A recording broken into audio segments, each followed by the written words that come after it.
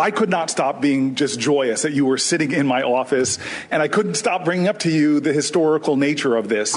Forgive me, I grew up in a small black church where I was taught to make a joyous noise unto the Lord.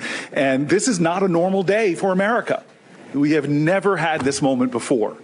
And I just want to talk about the joy. I know tomorrow in the coming hearings we're going to have tough, hard questions, but please let me just acknowledge the fact that this is not normal. It's never happened before. The Senate is poised right now to break another barrier. We are on the precipice of shattering another ceiling, another glass ceiling. It's a sign that we as a country are continuing to rise to our collective cherished highest ideals. I just feel this sense of overwhelming joy as I see you sitting there, as I see your family sitting behind you. You know, the greatness of America is that these imperfect geniuses at our founding founded a nation different than any before in human history. It wasn't because we all prayed the same or looked the same. They put forth in a constitution the best hopes for humanity.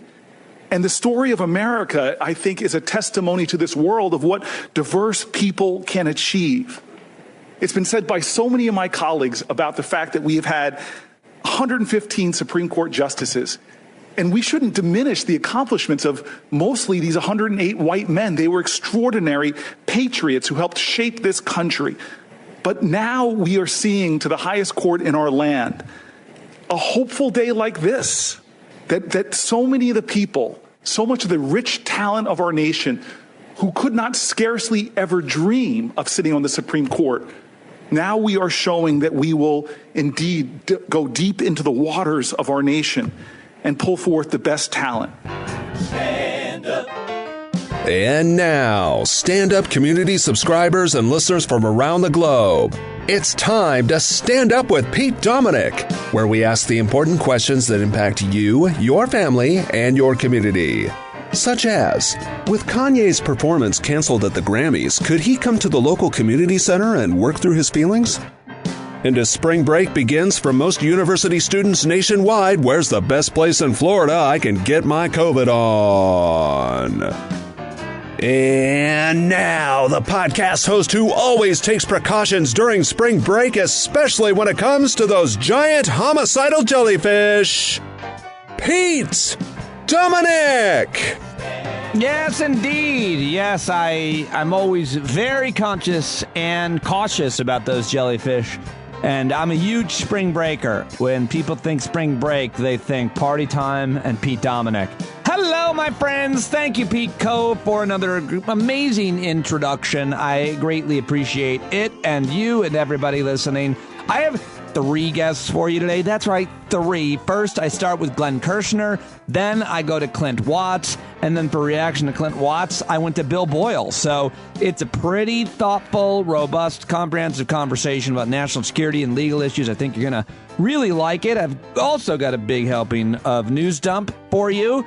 But I do want to remind you to sign up for a paid subscription. If you haven't done it already, go to standupwithpete.com or patreon.com/Pete Dominick right now if you haven't already. All right, so let's get right to the news. I don't really have any small talk or anecdotes or housekeeping that I want to get to. I just want to get to that news dump and to my great conversations with all of my guests. But yesterday, of course, the big headline on day 426 of the Biden administration was that the Senate Judiciary Committee held its first day confirmation hearings for Judge Ketanji Brown Jackson. You just heard from Senator Cory Booker, who was rightfully very excited about it. Now, when we first heard President Biden announce her name, many of us, including me, I spelled her name wrong. I continue to mispronounce her name, but it's Ketanji Brown Jackson. Here's the Daily Show's mashup of that day or two or longer, I don't know what the time period was, of news anchors, reporters, analysts on television specifically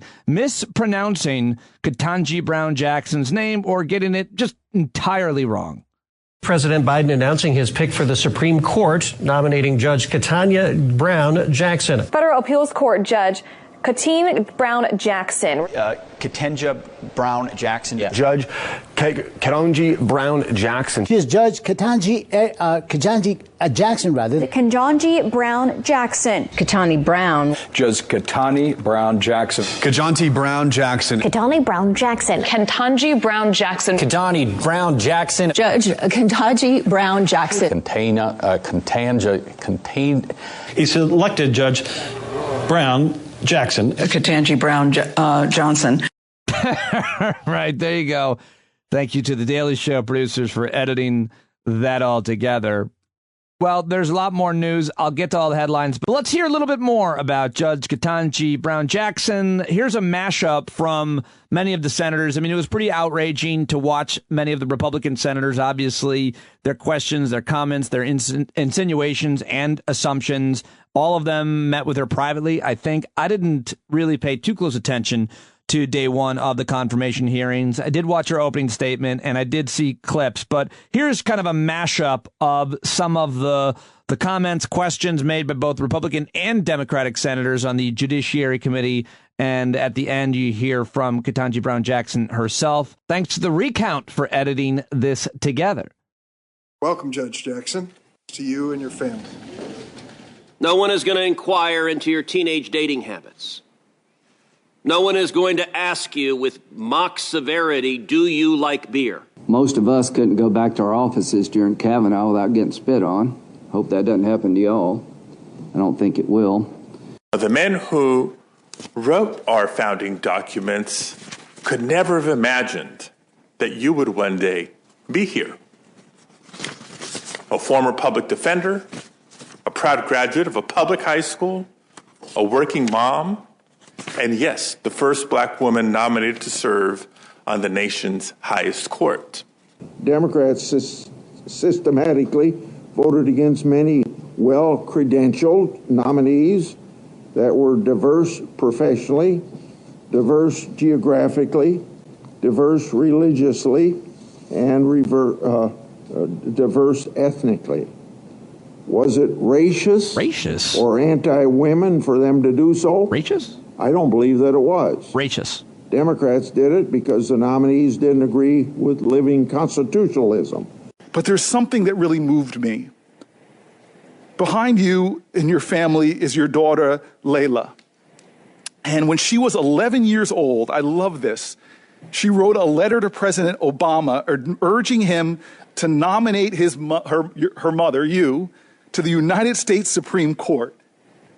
Wow. And in that letter, her recommendation put forward that you, Judge Jackson, would be, quote, a great Supreme Court justice. The bottom line here is when it is about philosophy, when it's somebody of color on our side, it's about we're all racist if we ask hard questions. It's not going to fly with us. We're used to it by now, at least I am. It matters to me, Mr. Chairman, that Judge Jackson was also a civil litigator and public defender. She wasn't groomed in partisan petri dishes. She learned practical courtroom experience in both civil and criminal law. Educators are allowing biological males to steal opportunities from female athletes in the name of progressivism. I'm rather fond of the Bill of Rights, too, and I know you are as well. I've never believed that the Bill of Rights was there for the high school quarterback or the prom queen. When I was born here in Washington, my parents were public school teachers. And to express both pride in their heritage and hope for the future, they gave me an African name, Ketanji Onyeka, which they were told means lovely one. My parents taught me that unlike the many barriers that they had had to face growing up, my path was clearer, so that if I worked hard and I believed in myself in America, I could do anything or be anything I wanted to be. All right. Well, there is a mashup. It ends with Judge Jackson's comments about herself from her opening statement. And now here's a little bit more from her opening statement, which was profound and impactful, I think about 12 minutes long, but she's thanking her family and specifically her husband, Patrick. And speaking of unconditional love, I would like to introduce you to my husband of 25 years, Dr. Patrick Jackson. I have no doubt that without him by my side from the very beginning of this incredible professional journey, none of this would have been possible. We met in college more than 3 decades ago, and since then, he's been the best husband, father, and friend I could ever imagine. Patrick, I love you. William, Patrick's identical twin brother, is here as well, along with his wonderful wife, Dana. Well, I'm glad that she cleared that up. I mean, I was sitting there looking and go, oh, my God, there's another guy there in the room that looks exactly like Judge Brown Jackson's husband. What is happening? Am I the only one who sees another guy that looks exactly like Patrick Jackson, Dr. Jackson, her husband? Okay, I'm done. She also gave a shout out to her parents who were both there. My parents have been married for almost 54 years, and they're here with me today. I cannot possibly thank them enough for everything they've done for me. I love you, Mom and Dad. Well, that was a pretty magical moment that they were still with us and that they were there and married that long. I mean, what an amazing moment that was. I wonder if, like Judge Brown Jackson, her parents are, quote, soft on crime. Ridiculous phrase. Anyway, I like this. I saw this yesterday morning, wanted to include it because that was one of the big knocks and one of the things that you were going to hear from the questioning from several of the Republican senators, including Josh Hawley, who is leading this terrible character assassination. And you hear that clip. Here he is on Fox News making the insinuation. Then you hear CNN's Kate Baldwin throw to my friend Laura Coates. And I wanted to share that because I thought Laura's analysis, as always, was spot on.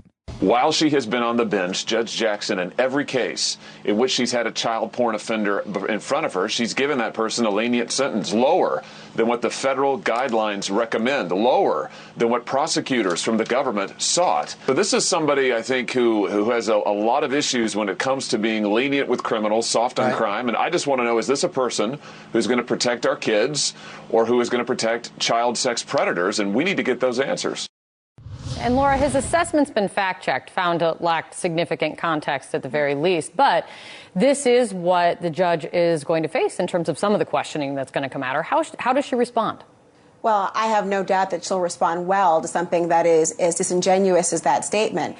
Which reality here is they're trying to throw everything against the wall and hoping that it will stick, because the talking point about being soft on crime throughout the course of modern political history has tanked many a political candidate. They're hoping we'll also have the same result for a judicial nominee. But here's why it's so distinct. Number one, public defenders, and trust me, I've been a federal prosecutor, we did not view them as enemies because they were somehow soft on crime. We didn't view them as enemies at all. They were part of a symbiotic relationship to try to ensure that injustice would not occur. They are not soft on crime. They are hard on injustice. That's what a judge should actually be.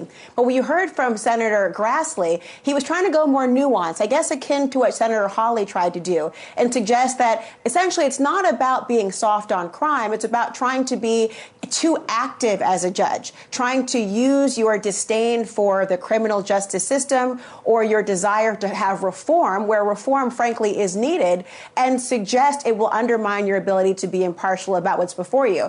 This is not her first time at the rodeo. This is her now 4th time. She's well equipped to deal with these issues. And again, what we want of our justices and what we want of a Supreme Court nominee hearing is due process, a meaningful opportunity to be heard, an impartial arbiter of the facts, somebody who is keenly aware of our constitutional precedent and why it's impactful, but also understand that you represented must reflect the precedent that will actually impact millions and millions of Americans today and tomorrow. And that judge ought to look like those millions of people as well. All right. There you go. Laura Coates. Great analysis. Helps explain and understand what that is all about so you can tell your right-wing friends about it. Now, here is Congresswoman Sheila Jackson Lee, who's a black woman who was obviously, for every black woman in America, I would imagine, or at least most that were paying attention, this is a pretty big moment. And Sheila Jackson Lee has been in Congress for a real long time. She was there today to support Judge Ketanji Brown Jackson, and here is a little bit from her.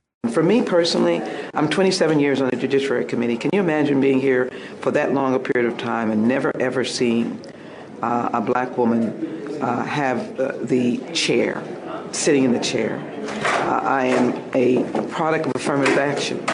I went to Yale University. And I always tell people I went there affirmatively. I didn't graduate affirmatively. I've been a product of laws or the lack thereof, difficulty in voting. There you go, Sheila Jackson Lee talking about what this means to her and so many others out there. And here's more from the Senate Judiciary Chairman. It's Senator Dick Durbin of Illinois, one of the first and biggest champions of Barack Obama's candidacy back in 2007. Here's Senator Durbin making a great point. She's being nominated by a Democrat, and they blame every Democrat for being soft on crime. We've had 40, 50, 60 nominees before us. Every single one of them has been accused of being soft on crime by Republicans. Why? Because it's one of their talking points for the November election. They're going to accuse every Democrat of that. And secondly, being an African-American woman and a public defender, there are some of them that are still struggling to accept the reality that we've reached a point in history where that kind of person is a good asset to the Supreme Court. All right, well, there's a sampling of audio, and I'm not going to play for you the Ted Cruz comments basically mocking the sexual assault allegations against Brett Kavanaugh, or Marsha Blackburn's comments asking whether or not well, she wasn't really asking. It was not time for the Q&A. It was the opening statement, but basically saying, is it your personal hidden agenda to incorporate critical race theory into our legal system? But there's going to be a lot more over the next few days of confirmation hearings for soon-to-be Justice Ketanji Brown Jackson, we hope. And let's move on, though. I've got a bunch of other things that I just wanted to play for you, including here is CNN medical correspondent Elizabeth Cohen explaining to CNN anchor Pamela Brown Monday why U.S. health officials are hopeful that the next COVID-19 wave will not be as bad as previous ones. So, Elizabeth, you were explaining why Dr. Fauci believes the Omicron subvariant may not result in a surge here in the United States.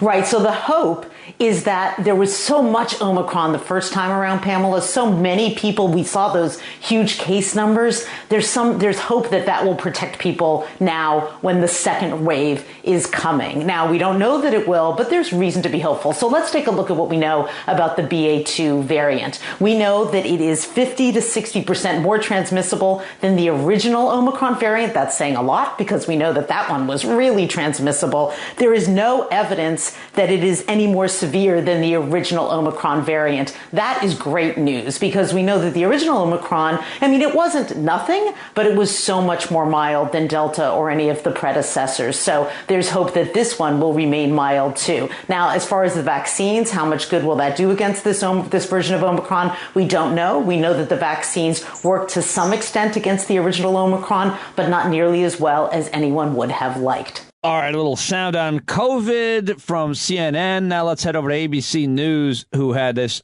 horrific story out of China of a commercial airline flight crash in China. These are the kind of news stories that remind me to be grateful for each moment, that every day is a gift and not to waste any of it. Sad news out of China. We begin with that breaking news out of China, a Boeing 737 passenger plane crashing overnight. That's right. More than 130 people on board that plane. Search and rescue workers are on the scene right now. All right, there you go. That is all the audio clips I've got for you. It's been a long day, getting late, and I want to get that news dump for you. So let's move on to the final segment of the news. Rapid fire headlines, everything else I found that I think you need to know. Oh, the jingle from Pete Coe. And today's news dump jingle is inspired by the second outbreak in Iowa of bird flu cases.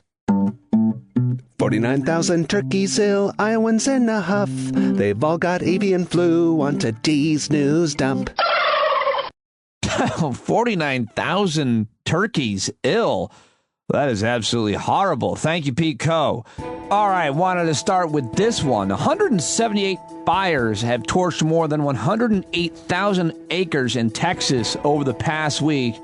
Only one major fire is now under control. It's burned more than 11,000 acres. And it's not going to be helped by, well, it may be. I don't know what kind of storms they're expecting here, but strong tornadoes could affect major southern cities. More than 30 million people at risk of severe storms capable of producing a tornado through Tuesday. If you live in or near Dallas, Austin, Houston, Shreveport, New Orleans, Jackson, Mississippi. Apparently, huge hail, strong tornadoes, and long story short, that all variables finally coming together in this event, according to the National Weather Service. So watch out down south. A mass shooting at a spring break party in Dallas. 10 people were shot.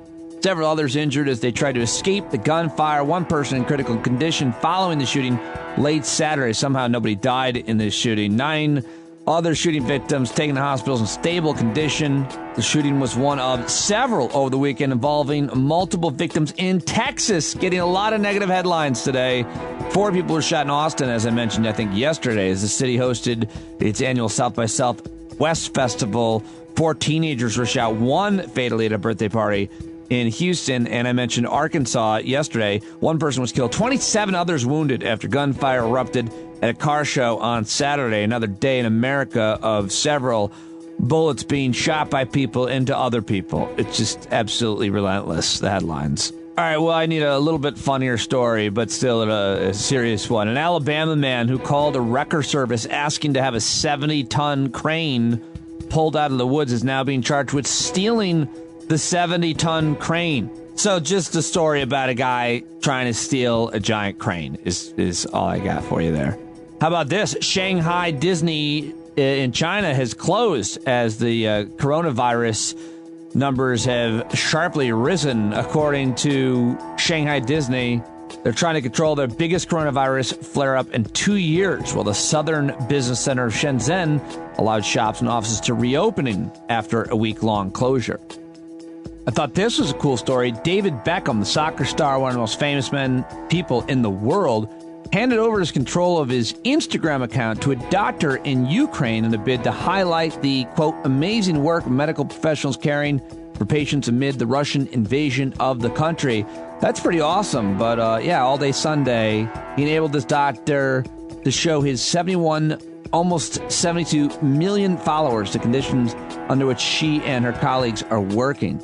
Mila Kunis and what are other celebrities doing? Mila, or is it Mila? Mila Kunis. Kunis? I don't know how to say her name. It's Greek. And Ashton Kutcher raised $30 million in donations for Ukrainian refugees. And so it's always good when celebrities use their celebrity to bring attention to important cases and causes, in this case, the war in Ukraine. Well, here's a fun news story. Television's longest-running game show is hitting the road and going all around the U.S. on its Come On Down tour. That's right, The Price is Right is going on tour, making 50 stops coast to coast to give Price is Right fans the opportunity to play games and win prizes, part of CBS's plans to celebrate the game show's 50th season. And apparently I'm doing PR for them. But I don't know. When I was a young man, I watched The Price is Right. I did. I watched it for like a whole summer when I had nothing to do, I think, and I was probably supposed to be working or something. I don't remember when it was, but I remember I watched The Price is Right consistently over a short period of time in my life, and not ashamed of it. Not a thinking man's show either, by the way.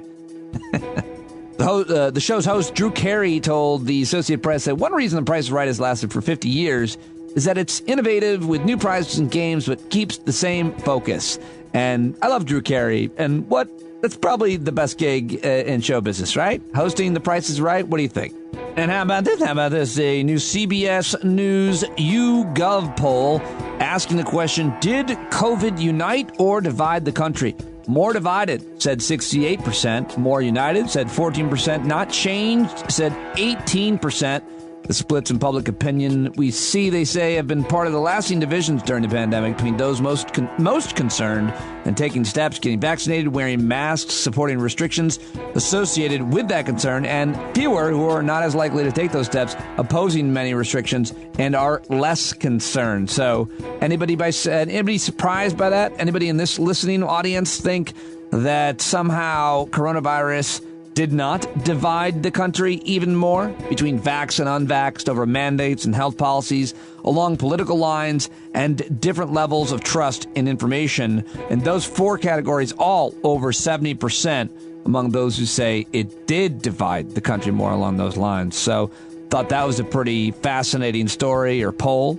All right, and finally, I don't have Ava again for the good news story, but I do like this one. Kids from New Hampshire launched a miniature boat into the ocean, and more than a year later, a fellow middle schooler found it in Norway. How about that? A school in New Hampshire had this teacher's class made these miniature boats to help with students to learn about ocean currents and weather, technology, and apparently Norway. Her 2020 class at Rye Junior High started the boat project, but when the pandemic hit, they put it on hold. The next class picked it up, launched it in the Atlantic Ocean from a bigger boat in October 2020, filling it with notes and other mementos like a mask they had all signed. And guess what? It landed in Norway, and it's just an amazing story. You can read it more at CBS News, and a good place to end today's news dump. Reminder, I can't do all of this work without your support. Go to standupwithpete.com right now and sign up for a paid subscription.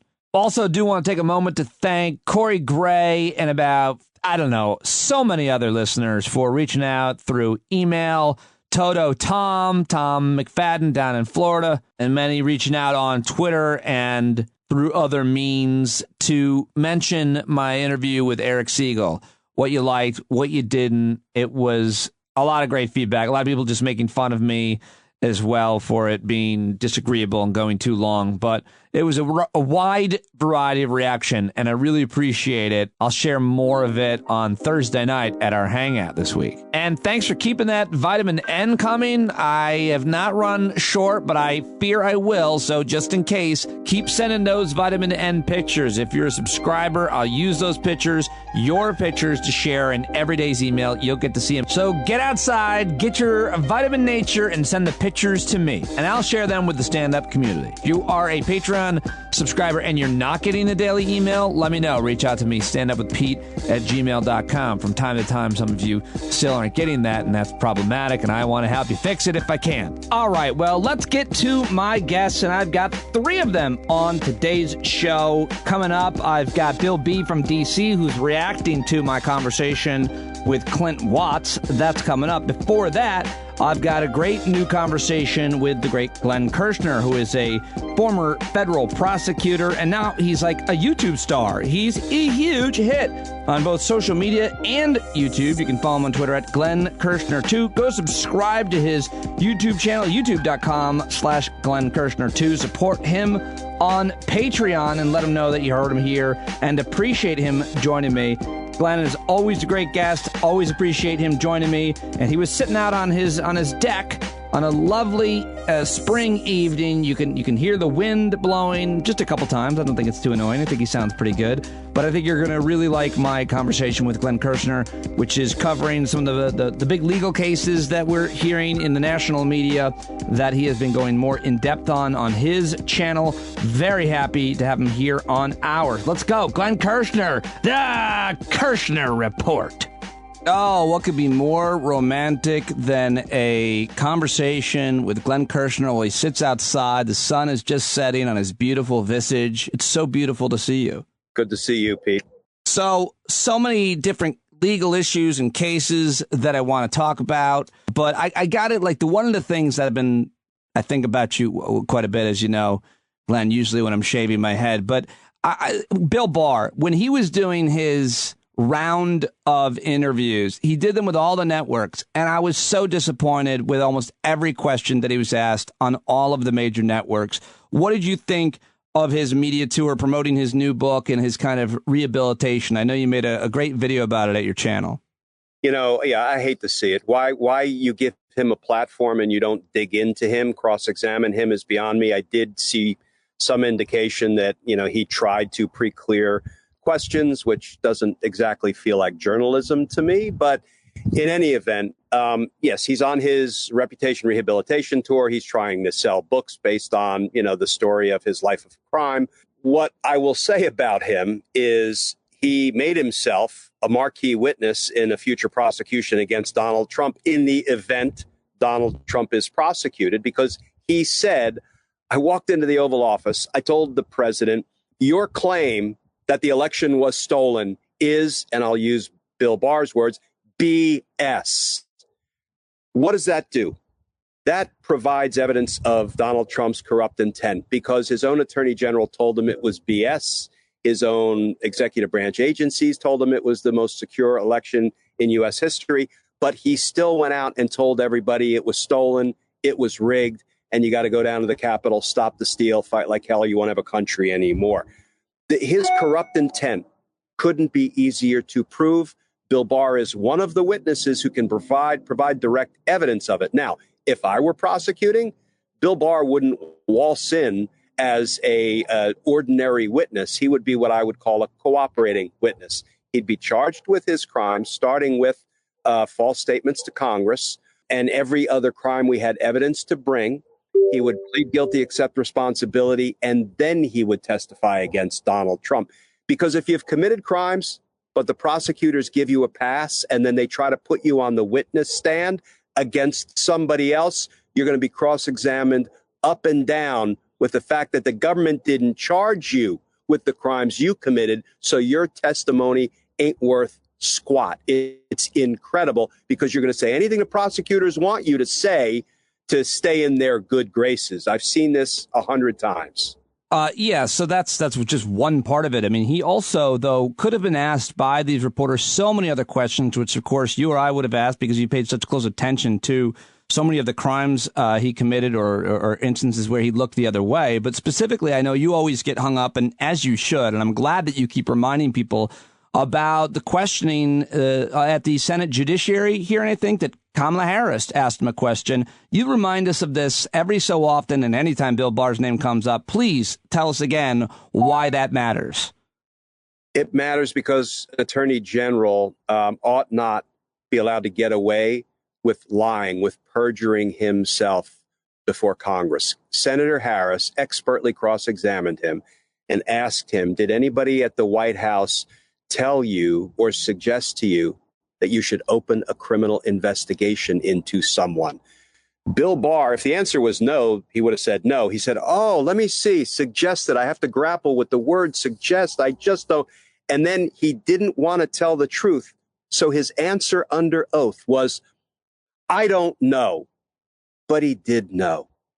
And if people think I don't know is a perjury-proof answer, Pete, I would never have been able to prosecute anybody, because they would have walked into the grand jury and said, Mr. Kirschner, I don't know. Can I leave now? They would have walked into trial and said, I don't know. Can I leave now? If that was a perjury-proof answer, we'd never prosecute anybody. Bill Barr should be prosecuted for perjury before Congress. More precisely, it's called a false statement in violation of 18 U.S.C. 1001 for openers. That is a charge that should be brought. So much more to talk about Bill Barr for, but I also wanted to ask you about this narrative that certainly you see unfolding. You've been talking about it a lot, but it doesn't start with, but it's important to ask you because obviously you've covered this. The former is the head of the Proud Boys, a high-ranking Proud Boys member, Enrique Tarrio, who is also apparently maybe Hispanic, giving them some kind of a reason to say that they're not white supremacists, which, of course, is a preposterous notion. They are, and have been proven to be such, so many of their membership and so many of the things they've done. But he was arrested in his underwear. Is that right? He was. He didn't see it coming. And here's the thing, Pete. Nobody saw it coming. Why? The day before the Department of Justice sent the FBI to lock up Enrique Tarrio, nobody in the media knew that was going to happen. What does that tell you?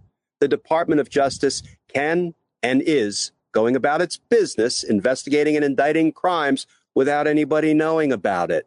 So I understand we've waited too long for justice to come for Donald Trump and the other members of the command structure of the insurrection. We're still on the foot soldiers. Now we're working our way up to the upper echelon of the foot soldiers, Enrique Tarrio, former leader of the Proud Boys. But I believe the Department of Justice will continue to work its way up the criminal ladder. They're not going to stop with Enrique Tarrio. But here's what I really love about the Tarrio piece.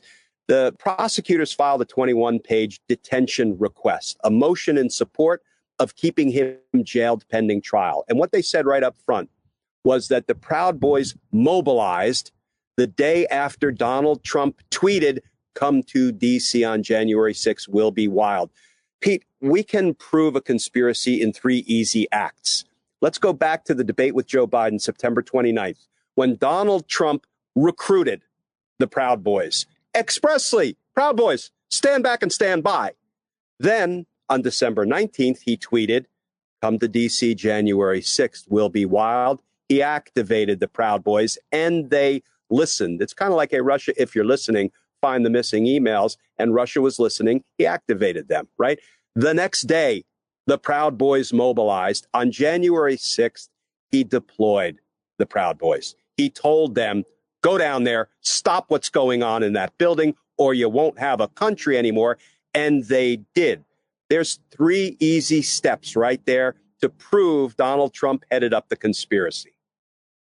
Really interesting cases. I mean, would that be really hard to prove the stand by and stand back thing in a court of law? I mean, somebody's going to say, oh, he misspoke at a debate or something. That's why we have juries, Pete. Right. We can't answer these questions, but you know who can? The jury. And that's why I told my prosecutors year after year, it's more important to try cases than to win cases, because if you engage in endless legal navel gazing and circumspection and hand wringing, can we really prove? There's only one way to find out. The charges are supported by the evidence. You indict, you prosecute, you give it to the jurors, and you live with the jury's decision. I believe Donald Trump would be convicted in a minute, just like this other guy, Guy Reffitt, was convicted in less than 4 hours of attacking the Capitol. And the man didn't even go into the Capitol that day.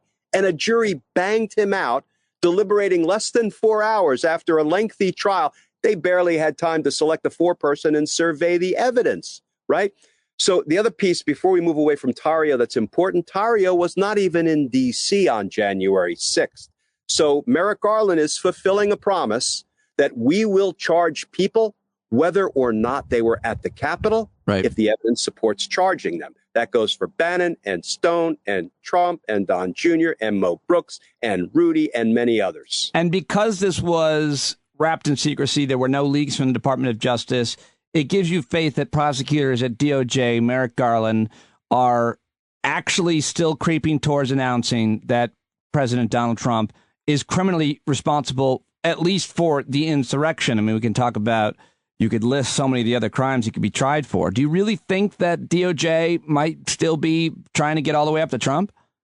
I have no doubt that they are working on that. You can't investigate the insurrection, and 70 prosecutors at my old office are investigating the insurrection as we speak, without investigating who organized it, who funded it, who planned it, who set the date, who inspired it, who incited it, who ordered it. Now, and when we say announcing that Trump is criminally responsible, that announcement will come courtesy of an indictment if the Department of Justice decides they can indict. And I sure hope they do, because if they don't, the next president gets to incite an insurrection, and the one after that, and the one after that. So just real quick, there's so many other crimes that Donald Trump committed that are so blatant that you've been talking about for years. But I thought it was hilarious and interesting that you did a joint broadcast with Michael Cohen, Trump's former lawyer. I mean, first of all, how did that come about? And what did you discuss? Because, I mean, his big chip on his shoulder, his grievance is that he paid for Donald Trump's crime, and he paid for Donald Trump's sex, I guess, with Stormy Daniels. But he went to jail for that, right? And Trump, that's just one of the many crimes. So what are maybe other crimes, and how did that Cohen thing come together? Yeah, I've been on Michael's podcast a couple of times now. He invited me. I said, yes, I will talk to 1,000 people in an auditorium or 2 people at a coffee shop all day. If you want to talk, I'll talk. And Michael, he kind of lived his life of crime together with Donald Trump, assisting him, facilitating him, being a co-conspirator with him in the Stormy Daniels payoff. And he paid dearly. And Donald Trump has not paid. And that's unforgivable, how our Department of Justice can engage in that disparate treatment, right? Donald Trump should have been charged with a conspiracy to violate campaign finance laws because Michael Cohen is his co-conspirator. that case can be brought. That case can be proved at trial. Why DOJ has decided not to do it thus far, I have no idea, but I also can't explain why they haven't brought the obstruction of justice crimes Mueller meticulously detailed in Volume 2 of the Trump-Russia report and testified he can be prosecuted the day he leaves office. I don't understand any of it, Pete, but I haven't given up hope. I'm not prepared to walk away from the Department of Justice, and I believe they need lots of time to bring the insurrection case, but I have no explanation for why they haven't brought the earlier, somewhat unrelated cases against Donald Trump that could have been brought. It makes it feel like there are two systems of justice in this world. That's for damn sure. Well, we already knew that, I suppose. You've also made recent videos about both Mark Meadows and Steve Bannon. First of all, Mark Meadows seemingly get caught. He really got caught. The guy was apparently registered to vote at a mobile home that he'd never even slept in. I think you're calling it the double wide. Is that your double wide voter fraud? And that's a little bit of fake news because it was a single wide, but I thought double wide kind of sang. So It was a single wide. And the owner, the New Yorker, did a great deep dive piece. They went down there. They interviewed the owner of the trailer. She's like, well, I rented it to Debbie Meadows for 2 months and she stayed there once or twice. Mark Meadows never stayed there. And I have no idea why they would put that as their home of residence. This is voter fraud for dummies. This one is easy to prove. So why we're not seeing charges, I don't know. Mark Meadows, part of the, former chief of staff, constantly talking about voter fraud and then actually committing it in the most blatant of ways. Yeah. And he used that as his home of record when he filed to run for Congress. And you read the filing, they said that the paperwork is so clear and they want to catch these politicians, lying. It says, what is your home of record? And then the form actually says, where do you live right now? And he said, well, tomorrow I'm going to live in a trailer on Scaly Mountain, North Carolina. And he never lived there. That's the kind of thing, like, I'd love to see someone like you follow up with somebody. Like, how is he not being charged for crime? Talk about two systems and talk about all this voter fraud bullshit. It's such a rarity. And then, of course, it's committed by the former president's former chief of staff. Like, how is nobody doing anything about that? And if they're not, I want to know why not. Well, based on what I've read, it looks like this was brought to the attention of the North Carolina authorities by some, really great work by journalists. And the authorities in North Carolina announced that once they learned about it, they opened a criminal investigation, and the North Carolina State Bureau of Investigation is investigating him criminally. So he's being investigated federally for crimes. He's being investigated by state authorities for crimes. And I just hope somebody deigns to indict him for the crimes he committed. How about this? How about Steve Bannon? Can you give me any hope that he's ever going to be behind bars? I mean, he obviously was pardoned for his crimes before. This is a man that I shared a studio with for years. He lives in my head for sure. And yeah, I think you gave me some hope in a recent video of yours. Yeah. So Steve Bannon. So here's where we are. He's got a misdemeanor case for contempt of Congress, and that's set for trial in July. He was in court last week. And I did a video about how I see this playing out because I've been on the other side in those courtrooms for decades. No federal prosecutor will ever go to trial in a standalone contempt of Congress case if they have the evidence to indict him for greater charges, and they do. You're going to see that July trial date fall by the wayside when you see a superseding indictment, a subsequent indictment that I believe is coming that will bring conspiracy charges against Steve Bannon because he is certainly a spoke in what we call a hub and spoke conspiracy. Lesser known model of conspiracy than the typical mob pyramid with the boss and the underbosses and the capos and the foot soldiers and all consigliere over here. A hub and spoke conspiracy is a valid way to bring a conspiracy case in court. Lesser used. The hub is Donald Trump. And in all these spokes, they're not kind of coordinating with each other, but they're all radiating out from Donald Trump. You've got the fake electors. You've got Rudy Giuliani. You've got Bannon. You've got Roger Stone. You've got the Proud Boys. You've got the 3%ers. And you've got members of Congress, right, who may have been giving reconnaissance tours before the attack on the Capitol, and who I believe gave aid and comfort to the insurrectionists, which is violating the law of insurrection and rebellion if you give them aid and comfort by saying things like, oh, they weren't bad people, they were just normal tourists. Oh, it was really Antifa. You know what that does? It gives aid and comfort to the insurrectionists, and that is a criminal charge. Lots of spokes in the hub and spoke conspiracy, and if DOJ is doing what I think it's doing, that's what we're going to see. Do you? What do you think of the hearings so far? Did you pay any attention? Were you able to watch all the hearings? Day one, confirmation hearings of Judge Ketanji Brown Jackson. Speaking of insurrectionist Josh Hawley and his Senator Hawley and his awfulness. I didn't see too much of it. I heard there was some other things, but he'd been, accusing her of going soft on crime for giving lesser sentences to child sexual abusers or some shit. I think that's an important point. And about for working those as a public defender representing indigent people, poor folk who are accused of crime. That's being soft on crime. So that should disqualify her.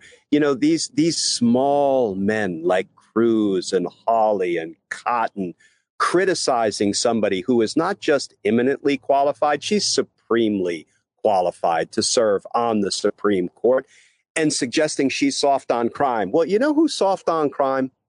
Donald Trump was soft on crime because people who actually got caught committing significant crimes like Roger Stone and Steve Bannon and Mike Flynn and Jared Kushner's daddy, they get pardoned. They get rewarded for their crimes by Donald Trump. Donald Trump is a criminal associate of some of them, and he's not soft on crime. He's entirely excusing it. So don't give me this. Public defenders, Pete, who, I give them props all day long. Some of my best friends. These are people who are not only protecting the constitutional rights of the poor, they're also serving as a check on governmental abuse, police misconduct, prosecutorial overreach. In many ways, they're the heroes. Yes, they have to represent people who have done some horrible things, some distasteful things, and that makes it all the harder. I prosecuted those crimes, so I felt like I was on the righteous side of the equation. They are also on the righteous side of the equation in a whole nother way. So all these small, little, intolerant men who are questioning her bona fides to be a Supreme Court justice, they can just go quietly back to their little rat holes. Such a great way of saying it, especially because Trump pardoned so many people who were in prison. Sheriff Joe Arpaio. What's his name? It's so many. I've lost track of how Dinesh D'Souza is his name, and others. Just so many. And all of these. Talk about soft on crime. Yeah. Criminal creeps. Yeah. All right, bud. Thank you so much for talking to me. It's been wonderful to see the sunset behind you, hear the wind blowing. I really appreciate you and everything that you're doing, because justice does matter, and so does our friendship a lot. You've been also a really good friend to me, reaching out whenever, and I love you for it, man. Thank you. Thanks, Pete. Love you, brother.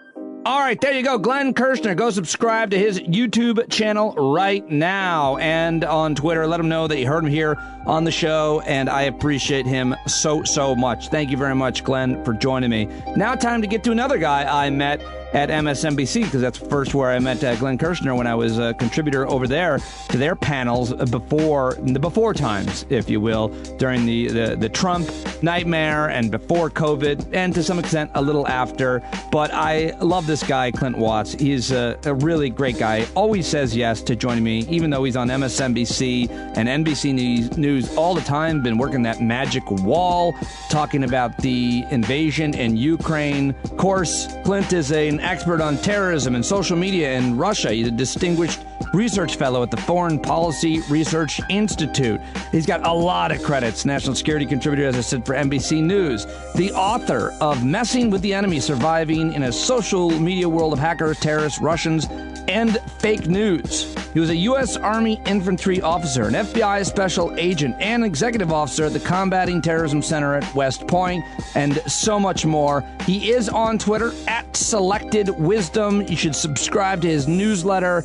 And here I go right now with Clint Watts, and then Bill B. from D.C. with a reaction and more. All right, there's Clint Watts. I got him now. He's got a nice suit and tie on. He's probably at NBC. It seems like he lives there now. Could you just first answer what has changed in your life? And why are you the go-to guy? Because you were always the go-to guy for a lot of national security stuff, but it seems like every anchor at MSNBC, NBC, Chuck Todd, Meet the Press, wants to talk to Clint Watts. So I appreciate you making time for little old me, but why are you so much in more demand now? Well, it's been an interesting transition. I guess it was 3 weeks ago. The war kicked off, and I was on a lot, but from home still. That two things happened. The war kicked off, and like COVID evaporated at the same time. Like the topic just vanished, right? Well, the rates were going really low. Yeah. And so, I was doing a lot of the invasion. As you know, I got that research team that's always working on Russia, Ukraine, mostly on disinfo. But I mean, obviously, once the invasion kicks in, we're all doing battle tracking to know what disinfo is disinfo and what's true. You're trying to figure out where people physically are. There was a lot of disinformation in the lead up to the invasion, and the U.S. government was like outing that through intelligence. And then I guess it was one day they asked me, hey, do you think you could use the map board in brief, like what's going on militarily? And I was like, sure, I'll give it a shot. And then I've done it like every hour since then for 3 weeks. Yeah, you've been on TV nonstop. And I know you a little off air. And I'm like, I hope Clint gets some rest and sees his daughter. Yeah, it's been crazy. And so, I brought her into the studio yesterday, and she got to try out the big board, which was exciting because for her autism, it's like the biggest iPad on the planet. So she thought that was pretty cool. You shared images on Twitter and Instagram, which I thought was awesome and really fun to see. I hope that she had a good time with the giant. She did. The giant big board. I hope she didn't. I hope she didn't mess anything up. She didn't break it. I know. I was like watching it real close. I was like, punch that thing. She moved the Russians to the wrong place, That's right. and That's right. NBC has to issue a. They almost redeployed them. So let's get into it a little bit, because obviously you can see Clint's reporting on NBC News as well as his Twitter. But there's a few things that I feel like you can go into depth a little bit more with relaxed old me here, which is one thing I don't quite understand is like, what are the Russians hearing and seeing and believing? And can you compare it to like American media? Because we too live in our silos and our channels. And sometimes we need to give the benefit of the doubt to the QAnoner, the right winger who only listens to this person because they don't even know what's going on. Is there anything similar? What do the Russians know themselves in Russian public? So they mostly been, I'll start off with what's happened in their environment, which is they mostly have been shut out of Western media. Social media companies have been taken offline for the most part. Facebook was one of the first to go down because the Russians took it down. Meanwhile, a lot of other companies packed it up and have gone home. So even if they are getting through, it's a very filtered version. The Russian government is saying, hey, you can't look at these sources. And then they're mostly consuming. I think the big thing to remember is Russia is a TV society still predominantly. Social media is important for the young, but television is very prominent there, even more so maybe than in the U.S., just in terms of percentage. So they're watching Russian state television, and they're getting a story that is just spoon-fed, Russia is doing great. We're winning the war, and the Ukrainians attacked us. So that's why we're justified. And, oh, by the way, there are Nazis in Ukraine. That's why we need to go do this. And that's believed to a large extent in the country. And also, you can't really know because there's no such thing as polling, or very effective polling. You've seen reporters here from NBC News was out on the street today in Moscow asking people. Of course, they said, oh, Putin is great. Putin is great. And other people just wouldn't answer his questions at all. So for them, they still are seeing a version of the world that's hard to know that things aren't going great for the Russian military. Do you think the numbers are accurate of dead Russian military soldiers? And is that not one of the metrics that people constantly say, well, you can't hide dead sons? Yes. They can. So there are two variables to watch. I think the death rate is incredibly high. Just looking, there was one story from the Wall Street Journal, if you read one last Friday, that was about a battle outside Mykolaiv, and they destroyed what is known as a battalion tactical group. And I can tell you in my whole life, that's like an enormous number of tanks and vehicles. Like 40, 50. I mean, you're talking crazy numbers that I've never seen in warfare, like that loss of life in one engagement. That's 100 dead soldiers, like boom, in a battle. That will trickle back eventually, but the mothers won't know what happened to their kids because a lot of these guys are conscripts, come from low rankings. They left tons of the bodies behind. And that story talks about Ukrainian military and citizens just picking up dead Russian bodies all over the place. And they have the mobile crematoriums that they drag behind their forces, and they just incinerate the bodies as they go. Only the general officers, and this is the important part, you can't hide general officer deaths. They get buried back home. And so that will send a signal because they've had at least 6 high-ranking generals killed already. Does anybody reported how those high-ranking general? How does a high-ranking general get killed? My understanding is in the entire Afghan war, there was only one general killed, and it was a friendly fire incident. It was like within the perimeter security. Yeah. So for the Americans, very rare that would happen, but that's because the Russians don't have what's called non-commissioned officer corps, which is sergeants. When you think of the U.S. military, we always talk about sergeants or like leading teams or whatever, and they're very disciplined and really well trained and everything. They don't really have that. They just have kind of professional officer class conscripts. And so the conscripts need to be led. And so the officers get right out in front to like lead them, which is very different from how the U.S. military would do it. You wouldn't send General Petraeus, up to the front line to like try and organize forces. That's why they keep getting picked off. So let's just take a step back and big picture this. Where you see where we're at in late, what day is it? March 21st. Coming up on 22nd. 3 weeks? Yeah. So 3 weeks in, and I'm hearing the word stalemate being used a lot. And I used the word stalemate yesterday on the podcast, but I also said I'm just a guy in a shed using the word stalemate. So you're the guy. What does that word mean? Is it even accurate? So stalemate would mean neither side is making gains or taking losses on a kind of sustained drive, which we did see in the first week. I mean, no matter what, the Russians gained ground in week 1 because they were the offenders, right? Like they're moving in and they're on the offense. Now it is somewhat of a stalemate in that you don't see major Russian advances every single day. Now, I think particularly in the U.S. and the West, we got to be a little bit careful because time is still an enemy to the Ukrainians if they're not being resupplied. And there's a hell of a lot of Russian military units stacked up behind the front lines that can overwhelm them over time, especially if you're hitting missile strikes on military targets in Ukraine and resupply lines and food storages, which is what you see Russia doing right now. So at the moment, the Ukrainian military still holding strong. It looks like Russia can't fully encircle Kyiv. They've taken too much losses and they just can't advance. In the east, they are trying to link up 2 corridors. There's an area between Kharkiv and Donbass called Izium, and Ukrainian military is holding off, but they're almost completely surrounded at this point. So over time, again, becomes hard to fight. And then in the south, Ukrainian military doing really well. It's just a question of like who can sustain the longest. And Russia's got a lot of military combat power they're stacking up. Well, the thing that I keep hearing other people talk about, and it seems like the most important thing in any military conflict, and I suppose military historians and experts at war colleges have been talking about this for generations of human beings, is this that the will to fight, the incentive to fight. And it's impossible. It's very hard for an analyst, even someone as credible as you, to be able to predict what that will be.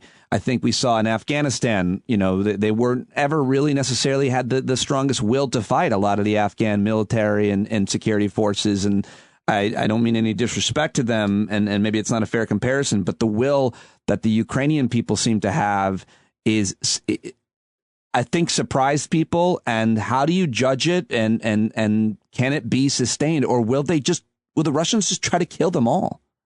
Yeah, so the Russians will try and kill them all. That's kind of they are siege warfare, totalitarian warfare kind of guys. That's what they do. You saw it in Grozny, Chechnya. That was about 2004, I think. You saw it in terms of Aleppo in Syria, which they supported for many years. That's what they do. And that's where I get nervous about chemical weapons out in the east, because those are population centers they bypassed. And so watch in the next week, they'll offer like, hey, humanitarian corridor, you all can leave and go to Russia. And anybody that doesn't leave, well, they don't want to fight street to street in some of these outlying towns. So don't be surprised if in about 10 days or so to maybe 6 weeks from now, they start using chemical weapons to clear out those towns without destroying all the infrastructure. I think in terms of morale, the Ukrainians are doing great, but warfare, when we talk logistics, we always say comes down to class 1, 3, and 5. Those are military terms for food and water, fuel and ammunition and weapons. Can you sustain those over time? 1, 3, and 5. And 1 is getting tougher every day for both sides. Fuel, very tough for both sides. Ammunition, tough for both sides. So I think it'll just kind of, can the West, through Poland, through Hungary, some of these places, keep the humanitarian aid and the military aid going? What other is that going to be hard to do? Is it hard to do right now to get that aid, fuel and food, much less weapons, into the country? Yeah, and I think if you see it flowing more, that's what those missile strikes are out to the west in Lviv, where some of the journalists are at, some of those air bases. That is the logistical hub from Poland, essentially. And Russia knows this. And so they're going to start doing more and deeper missile strikes, airstrikes into Western Ukraine, trying to knock those roads out, knock the airfields out. It doesn't mean, I don't think they'll be able to successfully stop it per se. But you will hit a point where, especially Eastern Ukraine, could be enveloped. Essentially, they're trying to cut off a big chunk of Eastern Ukraine, and some Ukrainian cities will just be surrounded and they can be starved out. What do you think they need the most? What logistically or in terms of weapons system do they not have that they need? And is it on the way? I mean, when you hear that the U.S. Congress, or that Biden, I don't know how this works, is sending $800 million, was it? Almost $1 billion, when they talked a little bit about, they detailed a little bit of that, but that seems like a lot of equipment, a lot of aid. I know there's some guns like pistols and rifles and so on, but what do you think they need? Would there be anything that would be a game changer? Yeah, so the 3 things they're sending already and they've committed to are the Javelin, which is anti-tank. And you'll see in videos sometimes guys running around firing those things, on social media. Stingers, which is anti-aircraft, but they've kind of used a lot, and they knocked so many Russian aircraft out of the air already that they're not flying real low anymore. They're kind of launching from great distance. And then now they're talking about the Switchblade, which is that kamikaze drone, which is super crazy cool by military standard, where just like you can pick targets and it will seek them out, for man targets and those sorts of things. That's what they're sending, which is almost this like super amped up, dismounted infantry, urban defense kind of thing, which is impressive. The problem is the air war and the anti-aircraft and air defense systems like the S-300, which you heard Zelensky ask for last week, which takes out cruise missiles. That's what they really need, over time, is how do they stop the cruise missiles? How do they stop the long range hypersonic missiles? That requires, NATO Air Force would fix it in a week. It'd be done. They just stop all that stuff. So this is the question about how far will the West go? Will we let this stalemate sort of grind on and then watch Ukraine not really be able to stop the one last thing that Russia has, which is this intense air power and missile fire? Yeah, you've made comments about that in the past. You're a real hawk on this. You think NATO should get involved, and everybody. I saw people criticizing you for something, saying Clint Watts is calling for a World War III. Yeah. So if you challenge any assumption, you're starting World War III. That's the other thing. Look, Putin might use a tactical nuke anyways to hit someplace like a logistical area. If you wanted to really stop logistical flows, small tactical short-range nuke in Western Ukraine will bring things to a halt. Like, that's pretty crazy devastation. And then the question is from the West. The other part is people forget, there's not really an alliance. China's wavering now. They're not really sure they want to support Russia. So when you hear World War III, usually it's multiple countries on 2 different sides, right? This is basically Russia versus the world. Is kind of how it's shaking out now over the time. And so I think the World War III thing is thrown around too much, but I also don't like this answer, which is hey, we're going to send the Ukrainians all this stuff and we're going to cheer on Twitter and you guys go get them. But we really know what you need to end this. And it's some sort of aerial defense, right? Like that would stop Russia from moving forward. So it's a little troublesome. I don't know that I have the right answer. I think President Biden's doing the right thing so far. Like we shouldn't trigger this automatic like NATO versus Russia combat thing. But if it doesn't end in a couple of weeks, are we just going to watch President Zelensky and all of his troops and stuff just slowly get starved to death? It seems kind of weird to me that that's our stance. Finally, you mentioned the Biden administration. It seems like our intelligence agencies working in conjunction with Congress and the president have done a good job at staying ahead of Vladimir Putin by basically predicting that he's going to do a thing so that if he does the thing, it doesn't turn out to be in his favor. Can you just unpack that? Yeah, I think, our ability to inoculate audiences so that surprise isn't there. No one's surprised. The second is that their track record has gotten really, really good at predicting what he's going to do. And I think third, it must bother folks inside Russia. I mean, Putin, the Kremlin, I should say, that we seem to know everything like that's doing. And his disinformation campaigns on the West, at least, are not working.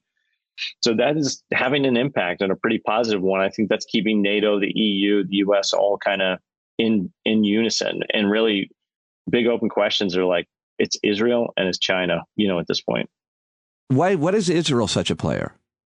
You've got a lot of Russian money moving around. They do a lot of business in Russia. Same with the U.S. and the West and all the European countries. And so they are an effective broker in many ways between the two parties. It's interesting, though, is like, what side are they on? And they're on the West and EU, I'm sure, but they feel a little conflicted because they do a lot lot of business. It seems China has made a choice over the last few days. They're shifting. The president leader of China and Biden talked for a couple hours on Friday, and then it seems they made it. What is that choice? Do you interpret? Yeah, I think China likes watching the U.S. and Russia fight each other because it makes them look strong and stable. Yeah. Separately, it's like Putin is just a gas tank for China. Like he doesn't offer a whole lot else, whereas the U.S. economy is, I think, 60% intertwined, some crazy number. Right. So if he's got to choose, he's going with the U.S. So I think for Xi Jinping, he's like, yeah, I want to stick it to the U.S. and I'd like to have this alliance with Russia to push back against the West. But at the same time, it's like, what do I get out of this? It could hurt me on this other 60% of my economy, which right now, by the way, they're worried about COVID outbreaks in China. Isn't China also the reason why Putin doesn't use a nuke? Because they might be downwind? Yep. They might be downwind. They could have, I do think that is a limiting factor. Yeah. That's why everyone thinks that Day After Tomorrow movie when we talk nukes. I think that's like not what we're talking about. We're talking about small drop in Ukraine, downwind. People get upset, but it brings everybody to the negotiation table. Putin gets a chunk of Ukraine. You see what I'm saying? Like it will trigger a bunch of actions. And I don't think we're going to do a nuclear counterstrike against Russia. That would not seem reasonable or, something that we're going to pursue. Clint, I can't thank you enough for joining me here on the podcast in between your many appearances on NBC and all their affiliated networks. Keep up the great work. And you look so much better when you're there than normally when we talk. I mean, I always think you're very attractive, but God, you look perfect, Clint. When did the makeup people come back? So these bags under my eyes can get I didn't see. I don't see any bags. Don't you at this point, don't you just snap and people come over and bring you fruit and makeup? No, there's no one here. They haven't brought back the support stuff. It's interesting. Really? It's real skeleton still crew here. Yeah. Everyone's great. Everyone's great here. Like they support me and keep me upright. So awesome to hear. Thank you very much for joining me. All right. Thanks, Pete. All right, there you go. Clint Watts, how about it? At Selected Wisdom. I love me some Clint Watts. Such a great guy. Such an interesting conversation. I really appreciate his time, as always. Thank you very much, Clint, for joining me at Selected Wisdom. Go follow him and thank him on Twitter. So I sent that interview. I told Bill, who is constantly I'm always texting with Bill Boyle, especially now because he's constantly analyzing the news and information and so much more coming out of Ukraine as a result of Putin's invasion. I said, hey, I just interviewed Clint Watts, and he's like, oh, what did he say? And I told him this and that. I go, you know what? I'll send you the interview. So I sent him a file of the interview and then allowed him to react. And we get to that, I don't know, about 15 minutes in, his reaction, whole bunch of other things I asked him before and after. And Bill is basically a contributor, a regular contributor here to Stand Up with Pete Dominic. Always has been, first as a caller and now as a regular contributor. We love Bill. He's on Twitter at Bill B in D.C. He wasn't in the FBI. He didn't write any books. He hasn't been published in the New York Times that I know of. And he's not a contributor to NBC News. He's like a businessman who owns parking garages. But a reaction and always a smart take from our friend on Twitter at Bill B in D.C. It's Bill Boyle, everybody. What's up, buddy? I'm good. Everybody was raving about you at the Hangout on Thursday night. They love your appearances here. Oh, good. I hope it was useful as a way to sort of look at it without being CNN to death analytically. What do you mean by that? Do you have a way of describing what that means? I think I know what you mean. Well, the Russians shoot off a hypersonic missile, which apparently was never fired into Western Ukraine, but actually hit like a chicken farm in Eastern Ukraine. And CNN then spends 3 days talking about the potential power of Russian hypersonic missiles. Right. And it's like, guys, it was a demonstration strike. It didn't do any real military damage, and it didn't even really impress anybody. But the Russians know that's going to be on the news for 3 days if they do that. And it gives them this sort of, simulacrum of potency, that people go, whoa, their missiles are fast. So and maybe overreacting or overanalyzing the wrong things, because there cannot be too much analysis. I mean, I love so much of the reporting from a number of, including corporate media outlets that are on the ground interviewing Ukrainian people and stuff. But right. But you're just saying it misses the mark in that case. Yeah, I mean, they just get the Russians do these signaling, saber rattlings of their nukes, which they didn't really change anything. They shoot this missile that doesn't really change anything. They talk about WMD, which they haven't used yet, and they're doing it in order to get that reaction in the Western media. They're trying to freak people out. What about when talking about the potential for chemical weapons, especially that seems to come from the administration itself. That seems to come from the strategy of intel agencies as well as the administration, basically forecasting the Russian moves that they will then later Russia would call some kind of a Ukrainian, that the Ukrainians did it themselves, a false flag. Do you think that that's, aren't the networks kind of parroting what the intel agencies and the administration are saying? In that particular case, yes, because they're doing it correctly. Because in that case, it's the Russians have a demonstrated history of making an accusation and then doing it themselves. The Russians are not talking about the Ukrainians shooting off a hypersonic missile or nuking them. Not really. And so it's different. What the administration is doing, it's a bit of a tango, right? The Russians are making these disinformation claims about Ukraine, about biolabs, about all the rest. And it's a way for them to introduce the idea that they might do it themselves in those particular cases later on. Although I'm not super convinced they're going to, frankly, because I don't think it changes very much for them. If they kill everybody in a Ukrainian city with WMD, with poison gas, are the Ukrainians going to roll over and die and say, okay, I guess we're done. I guess we're now Russians? I don't think they're going to. And I don't think we're going to. So I think there's a limited utility to a lot of this stuff. I think the administration, by calling it out, is being careful and sort of making sure that the Russians can't get away with it in their disinformation, style. But are the Russians really going to do it? I'm pretty skeptical. Before I get to your reaction about my conversation with Clint Watts, just two more questions. There was a lot of talk on the Sunday shows about President Biden referring to Vladimir Putin as a war criminal. I think it's worth mentioning that he was giving the answer to a reporter who asked him that question, is he a war criminal? It wasn't like they he included in a speech or put out a statement. I suppose it doesn't matter that much, but you heard Chuck Todd on Meet the Press saying, how now can President Biden, ever negotiate or have any kind of relationship with a war criminal? We didn't talk to Milosevic. And I just thought it was such a weak point and such an overplayed point, the whole war criminal thing. I was glad to hear Senator Chris Murphy say, yes, of course he's a war criminal. Granted, these things are technical legal status. things. But still, what is your reaction to all the talk about Biden calling Putin a war criminal in response to a reporter's question? Well, I thought what was interesting about that is the way in which that is not treated. Like if Putin does something even rhetorical, everyone immediately goes, "Oh man, I can't believe that we don't respond to the Russians, and we're so thrown off by the Russians, and we're so intimidated by the Russians." All the Russians did about that, which is a significant thing, right? All the Russians did was bring in the U.S. ambassador and say, we might possibly be on the brink of breaking relations with you for calling our president a war criminal. The Russians blinked on that. They didn't like it, and they didn't respond nearly as powerfully as you might imagine they would if you believed everyone's sort of, idea of how the Russians are. They kind of went like, we're not real happy about that. Please don't do that again. Right. And I don't think it changes much. I mean, Christ, we allied with Stalin, who killed 20 million of his own people before World War II, right?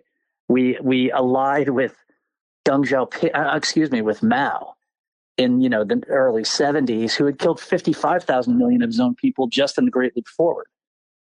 So the idea that we won't talk to somebody, and by the way, we did talk to Milosevic. We didn't make alliances with him. We didn't go on picnics with him. We hated him, and we made sure that he stayed in his box.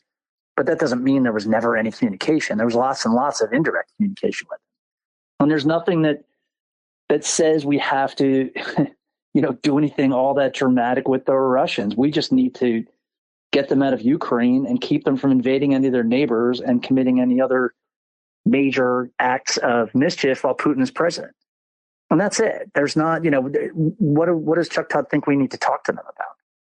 Right? It's arms control and keeping wars from getting out of hand at this point. We're never going to be friends again. That period is over. And, this isn't the 1990s anymore. And it's going to be a Cold War basically forever. Oh, well, that's a heavy thought. It's just true. I mean, it's just true. Russia, as currently constituted, has reverted to its colonialist mentality in the worst possible way. Right. And we have to be ready to fight that forever. That's it. Soviet Union was a colonial power. Oh, my God, yeah. Incredibly so. Although Lenin himself was not, but he was also, a murderous scumbag, too.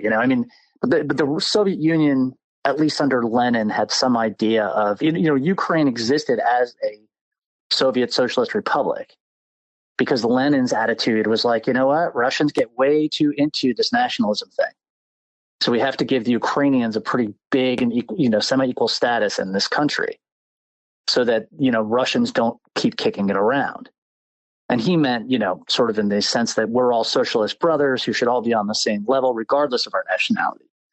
I think on some level, on some not entirely cynical level, he actually meant that. Well, I was going to say, go easy on yeah, but once Lenin was gone, that went away, and it was Russia for Russians, even though the guy running things was from Georgia. Well, let me ask you one more. After I talked with Clint Watts, in between that time, you and the news came out, you as well as others sent this to me, that a pro-Kremlin news source or tabloid, apparently, is reporting that according to the Russia's own numbers, their own Ministry of Defense, almost 10,000 Russian soldiers died in Ukraine and just over 16,000 have been injured. Right. What is this? Apparently this leaked somehow from the Russian Ministry of Defense. What do we need to know about how this information came out and the significance of those numbers, which are, as you know, I've been just really questioning and skeptical about? Right. So what happened is that the Russian magazine, which is a pro-government organ, this is not, Medusa or somebody who is anti-government. So this is a pro-government organ, apparently was given a memo by the Ministry of Defense in Russia. They were supposed to drop the paragraph about the actual number of losses. Well, they didn't. Put it on their website. A bunch of, people in that world noticed it immediately, took screen grabs, archived it, whatever. And then within about an hour, it was taken down again. And then it was put up again without the paragraph that had the numbers in it. That to me is pretty powerful fucking evidence that it's real. I don't think the Russians would bother to change it. If they meant to put out numbers that were going to deceive anybody, why do you pull them down then 10 minutes later. I mean, it makes no sense they would. So those are their numbers. And by the way, those numbers are not nearly the whole story. Now, normally what you do when you look at killed in action, so actual dead guys, wounded in action tends to be 3 times as many. Okay. So if they're saying 9,800, you would assume they had close to 30,000 wounded. Right. They're saying 16,000. I think that's probably true on some small level. Probably they're probably both underplayed to some degree. But I think that ratio is correct, and it tells you something kind of important about the Russian army. They really suck at getting people off the battlefield and into a doctor or a surgeon. Okay, and there's a thing called the golden hour where if you get really badly wounded, if they can get you into, a MASH unit within an hour, chances are you're going to live. Right. Well, the Russians are terrible at that. Something else that has been popping up is the Ukrainian military is noticing that when they capture Russians, none of them have modern tourniquets. They're using rubber bands. So when I first saw that number and it said only 16,000 wounded, but almost 10,000 dead, I thought, oh, that's bullshit. They're lying about that ratio. But now that I think about it, maybe they're not, because their dead to wounded ratio is really high because most of their guys that could be saved are dying on the battlefield. Now, say that the real number is probably 12,000 and 20,000. That's 32,000 men who are badly wounded, out of action, or dead. And that does not include the militias of the Luhansk and Donetsk, little baby republics that Putin created. And it also doesn't include the Chechens and the Wagner guys who also fight separately. Right. What it said was just Ministry of Defense, Russian soldiers. Add 5,000 each one of those numbers at least. Maybe more. I mean, the DNR and LNR guys were being shoved up to the battlefield with very little training and arms. So those guys, DNR and LNR, who? Yeah, I'm sorry, the Donetsk Republic and the Luhansk Republic, who are the sort of, bullshit fake republics that Russia created in eastern Ukraine when they took this in 2014. So their casualties are unbelievable, and I understand why you didn't believe them. I was hearing differently, and I was kind of, immersing myself in this, and it seemed to make sense to me based just on the number of vehicles the Russians had lost, which as of today was 1,700. Those casualties of those folks, they're going to be really strongly concentrated in their frontline elite infantry, their tank groups, and their logistics guys. Outside of air power, that's what a fucking army is.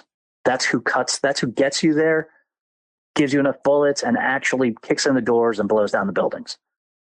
On the ground, the Russian army has been decimated to the point, I think, of effectively being out of this fight. I don't think they have any offensive power left at all anymore. I think they're done. Now, this is where we get to the difference of opinion that you have with Clint Watts. I sent my interview with him to you. You listened to it. One of your first reactions was that you can't quite understand why he and others keep saying that time is not on Ukraine's side, given what you just said about the Russian military being depleted. Help me understand why you think there's a difference of opinion between you and him and others. So I think there's this sort of default setting that everyone thinks the Russians are 12 feet tall. And, they saw them win in all these places. They look at Putin and think, man, this guy he'll keep doubling down until he wins, et cetera, et cetera. And that's all well and good. And I think Putin's mentality is that way. But you can't keep doubling down if you don't have money to push into the pot. And what's happening to Russia right now is it's an older society. It doesn't have the endless amounts of 17-year-olds that it could conscript that it had in 1940. Its army, the cutting edge of its army just got completely smashed. It's having incredible logistical issues. And those logistical issues aren't going to go away because the Russian army isn't big enough to hold even the area that it currently has, which is less than 30% of what it was trying to take. The Russian army is going to be in a situation where, say that they go on defense, they start digging holes and they start trying to hold what they have. They still have to get bullets and bread and artillery shells to those units that are on the front line. but there's not enough of them to control the space they're in. The average, or the amount of space that they have to defend right now, if they just stopped, is 3 times the length of the Western Front in World War I, which the Germans and then the French on either side held with millions of men, right? The Russians, because they don't have enough men, are never going to be able to make that space airtight, which means that guys with javelins, infantry is suddenly incredibly more powerful than it was 10, 20 years ago. Tons of guys with javelins who are well motivated, operating in small units as the Ukrainians are doing. They're never assembling in enough mass for Russian artillery to be able to slam them, or very rarely, are just going to starve them out. The Russians are going to hold that land and be under siege themselves, almost right off the bat. They are now. In places like Kherson, they're doing okay because they're near the water. But if you look at the guys up east and west of Kyiv, they're already like breaking into grocery stores and begging people for food and abandoning tons and tons of equipment because they don't have the fuel for it.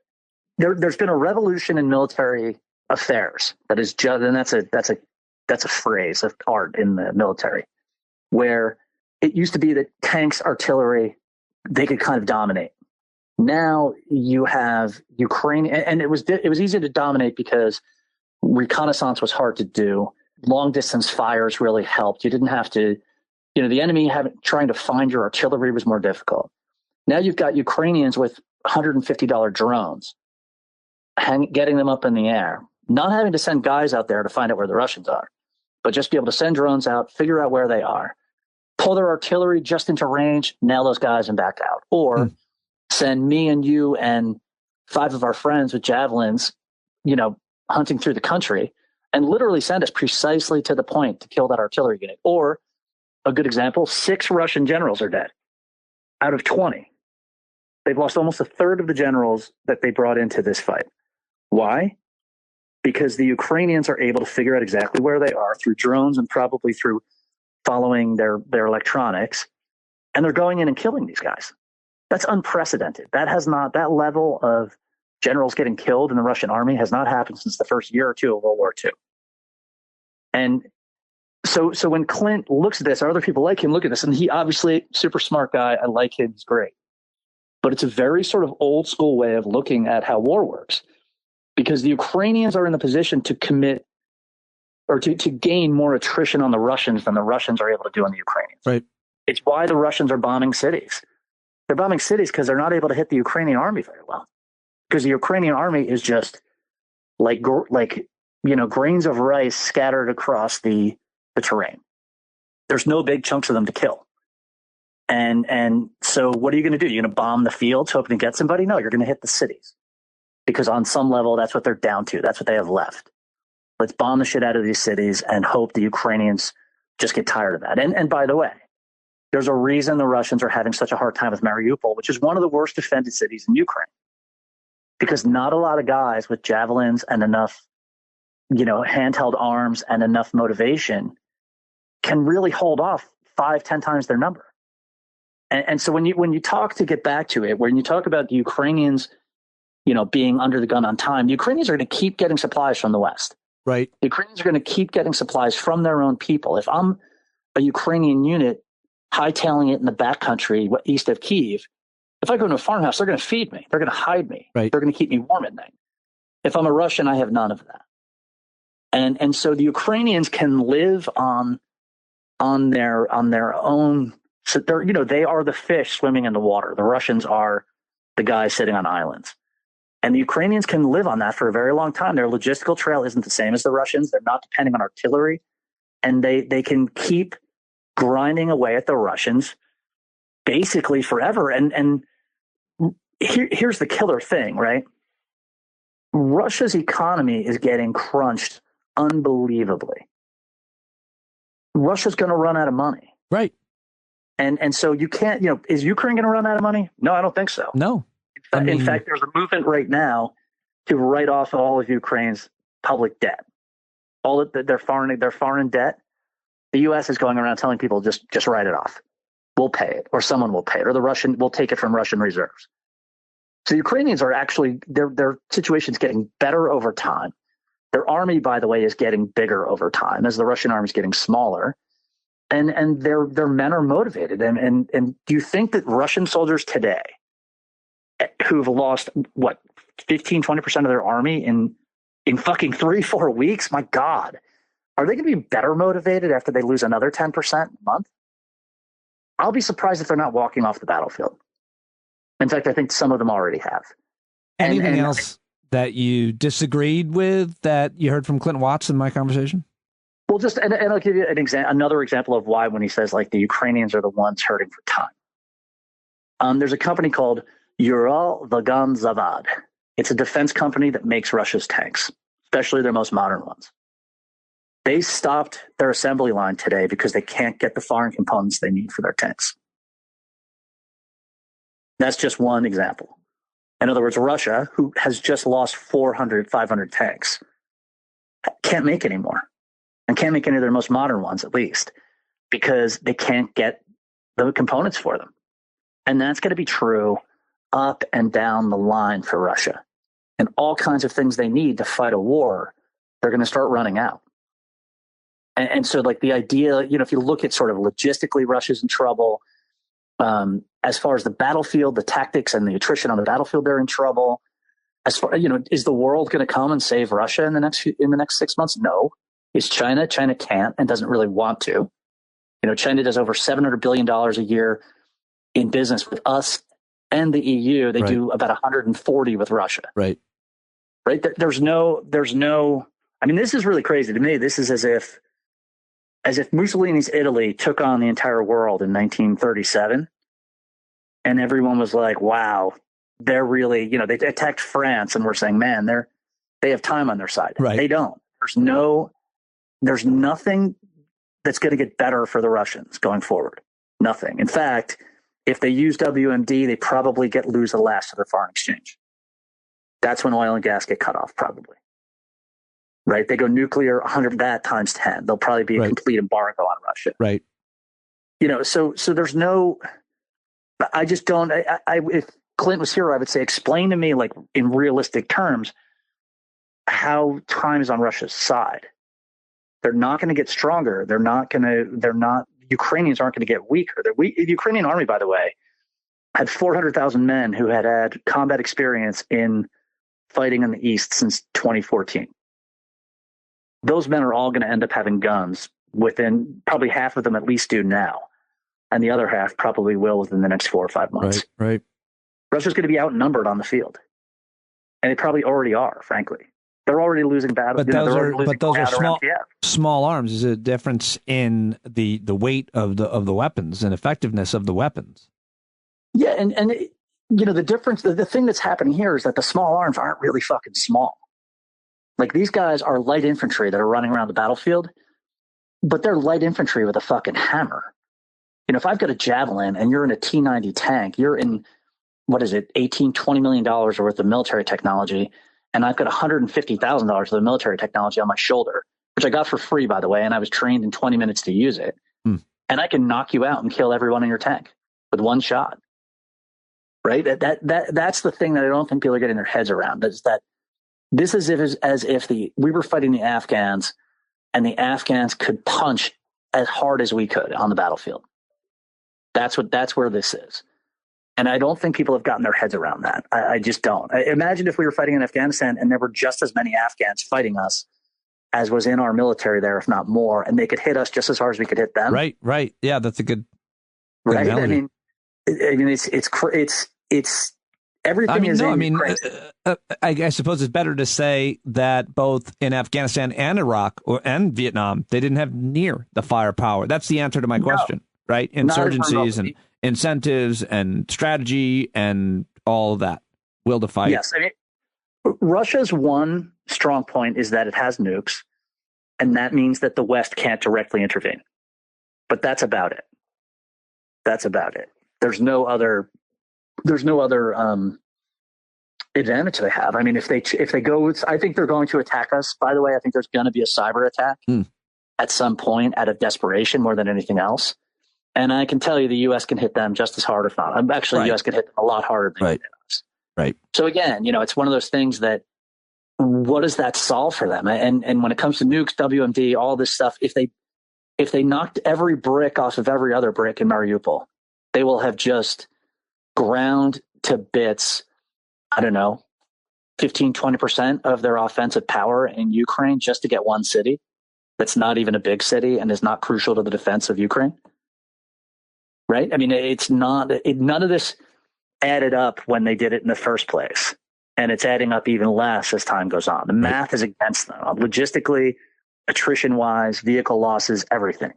The math is against them. And I think that people are afraid to say that because they don't want to be wrong. They don't want to say the Ukrainians are winning. But the Ukrainians are winning. It doesn't mean they won, and it doesn't mean it's over. You know, it's funny. One of the advantages, I mentioned this at our hangout on Thursday night. One of the advantages that you have, I said, you know, Bill just doesn't really have any credibility to lose. And every political analyst on TV and military expert and those invested in so many different ways, they do. And by the way, it doesn't really matter if they lose their credibility. They can be completely wrong about wars, invasions like Iraq and still be invited on and good, decent places. But you know, that's why it's always refreshing to hear, hey, listen, if Bill's wrong about this, or, you know, because some of it, what you're saying is always analysis based on, I don't know why you know all this shit. And some of it, a little bit of his predictions about what might happen or what won't happen. But, you know, you've been more right than wrong, unfortunately, in this case. And who really cares? I mean, and I think there's something to be said for that. You could argue it would be great if that were the case everywhere, including with America's generals who never told the truth because they didn't want to be the last general to lose, right? I mean, like. By the way, putting Cliff completely aside on this because this does not apply to him. But I mean, you look at the generals that go on CNN who fucking lost in Afghanistan and lied their asses off about it. Yeah. And those guys don't have the credibility to light a match. I saw Petraeus was on with Jay Tapper the other day. I was like, really? Yeah. And, you know, fuck that guy. I mean, it's ridiculous to me that they have credibility because they wore a uniform for the amount of time they did. Well, even if Petraeus was a good field general or something like that, and, you know, whatever, there's others with similar experience that terrible cretins who, you know, broke the law. I mean, he did terrible thing. Yeah, Mark Hertling, by the way, who is on CNN. Yeah, I saw him today too. He's excellent, and yeah, you like him? He seems like kind of a hard ass. Well, I got to tell you, what I look for is a guy who uses the terminology in the right way and is not afraid to. So he said, and, you know, I'm one of those assholes who read On War by Clausewitz and, you know, studied a little in college or whatever. So I'm familiar with the terminology. And Hertling used the word culmination. He said the Russian invasion is culminating. And my ears popped up. And I went, I love that, because it's a really specific term. What it means is that the Russian effort has reached its endpoint of having offensive power. That's a specific technical term. And I loved it that he said that, because he wasn't like dumbing down his conversation. He was saying something that a professional in that world would go, boom, I understand exactly what it means. And he also wasn't hedging in any way about, you know, if you listen to him and follow him on, he puts up these like threads on Twitter that are great because he goes through each element of where things are and explains them. And I think Hertling's excellent. I really do. You know, and so it's not all bad, but you know, Petraeus can go fuck himself forever. Yeah, we agree on that. All right, Bill, I'm glad you were available tonight and gave a different point of view after talking to the great Clint Watts. I appreciate that, man. Yes, Everybody please, else does too. Tell Clint, I think he's a wonderful guy, but sorry, just can't go with him on this one. That's fine. I appreciate the different point of view, and I'm sure everybody else does as well. Thank you, sir. All right, buddy. Talk to you. All right, there he goes. Bill B. in D.C. on Twitter. And thank you to Clint Watts and, of course, Glenn Kirschner before that, and to you for subscribing to this show. I can't do it without your paid subscription. Go ahead and subscribe now if you haven't already.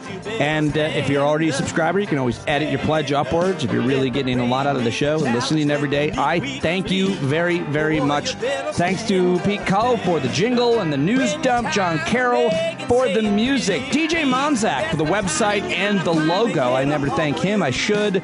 So many more contributors each and every day. I cannot thank you all enough for your support. And that's it. It's out of time. John Carroll, take us away. Talk to you tomorrow, folks. Stand up. I think you're driving wheels been leaking grease. gotta stand up. Stand up. Well, there's a whole lot more of us who know what's right. They'll keep right on ignoring us if we keep sitting tight. You got to open up the window to let in some light. You gotta stand up. That's right. You got to rise up. You got to stand up. You gotta stare the devil straight in the eye. We got to let him know it's his turn to go. See it clear when all you hear is a lie.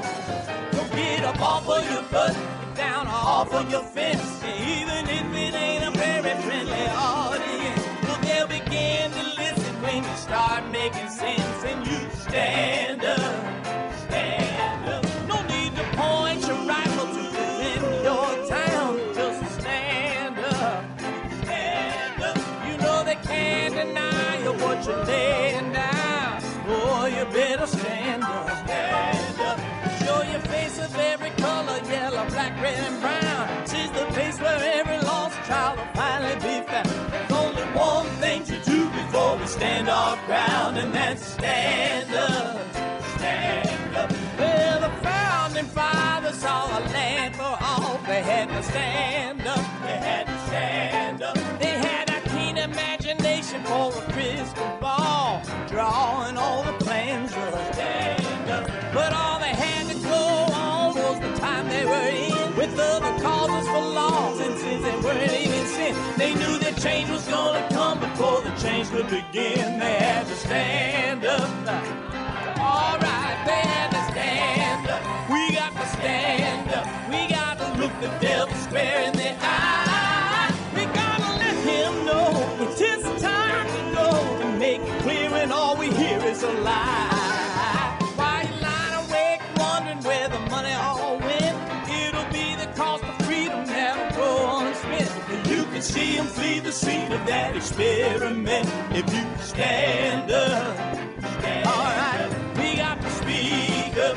We got to reach up and raise your voice in every way you know how. Don't be toes up. You got to show up. Ain't no better time to do it but now. No need to pledge allegiance to no wanton tribe. Rise up, show obedience to the voice inside, and listen well, and it'll tell you not to run and hide. It says stand up.